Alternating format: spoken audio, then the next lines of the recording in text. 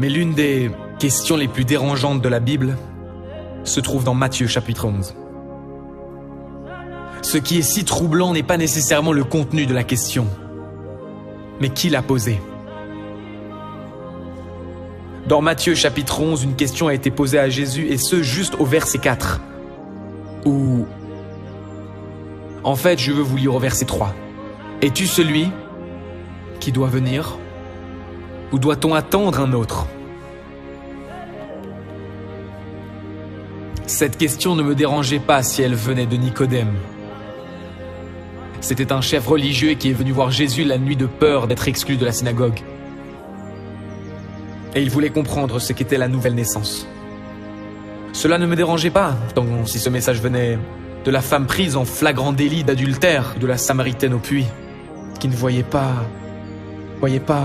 l'évangile de la même manière que le peuple juif. Ça ne me dérangeait pas si c'était Pierre qui parlait, il disait toujours des choses stupides. Pierre était ce gamin qu'on n'écoute pas. Ce qui rend cette question si troublante pour moi, c'est qu'elle vient de la bouche de Jean, celui qui l'a révélé, est arrivé à un point où il a commencé à douter. Es-tu vraiment l'élu? On ne peut pas dire ça, parce que tous les chrétiens au top vont commencer à nous juger dans la section des commentaires si nous le faisons. Je ne doute pas, disent-ils. C'est intéressant de constater que le disciple qui a parlé ainsi lors de la dernière scène avec Jésus est celui qui l'a nié avant que le coq ne chante.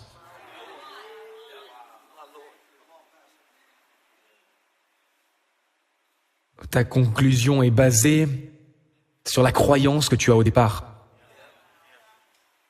Si tu crois que la preuve de ta foi est que tu n'éprouveras jamais de doute, alors dès que tu éprouveras un doute,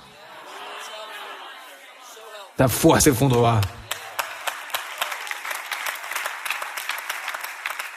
J'espère vous libérer aujourd'hui en sachant que Jean, qui a révélé Jésus et dit « Voyez, l'agneau de Dieu ». Il était le premier, vous devez comprendre. Il faut vraiment s'arrêter et y réfléchir. On ne peut pas faire plusieurs choses et comprendre ce message. C'est lui qui a annoncé.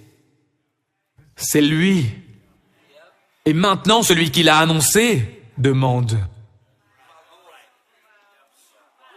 Celui qui a fait l'annonce pose maintenant la question à laquelle il avait répondu 1 an avant.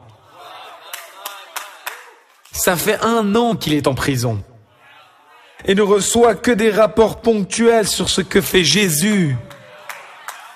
Et quand on n'en fait pas l'expérience directe et qu'on en entend parler, quand on ne peut pas le voir, quand on ne peut pas avoir l'ensemble, quand on est piégé dans cet endroit, il devient difficile d'y croire. On commence à croire des choses différentes.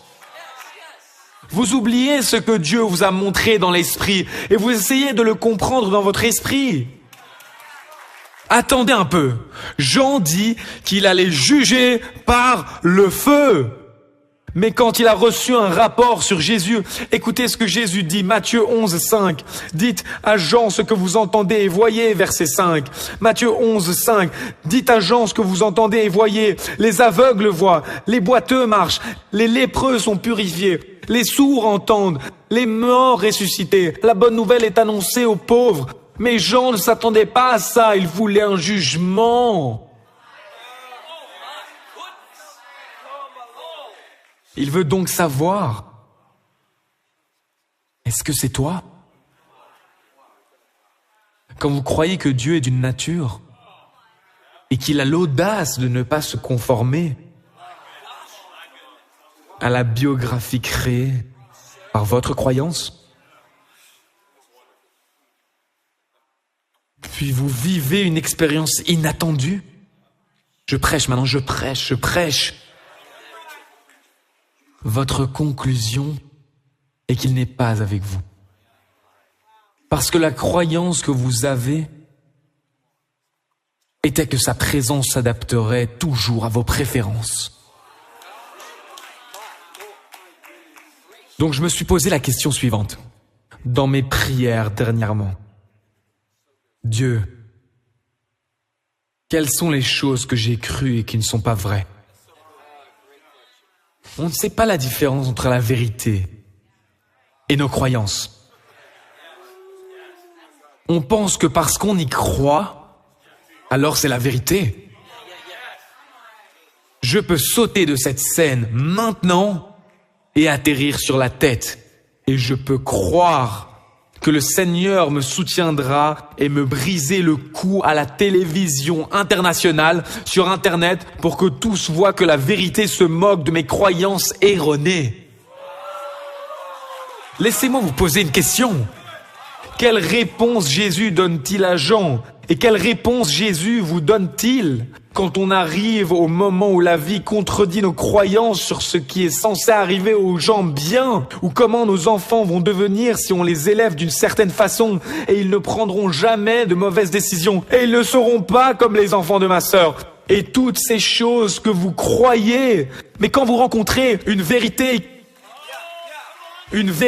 qui contredit votre croyance, quel est le message de Jésus? Jésus a-t-il un message pour vous? Jésus a-t-il un message pour Jean, celui qui a préparé le chemin et a dit « Il faut que je diminue » Jean 3,30. Il faut qu'il grandisse. Celui qui était prêt à le précéder, qui l'a connu dès le sein maternel. Jésus a-t-il un message pour Jean? Jésus a-t-il un message pour vous? Dieu a-t-il une parole pour ta vie? Je crois que oui. Matthieu 11, 16. Heureux celui qui ne trébuche pas à cause de moi.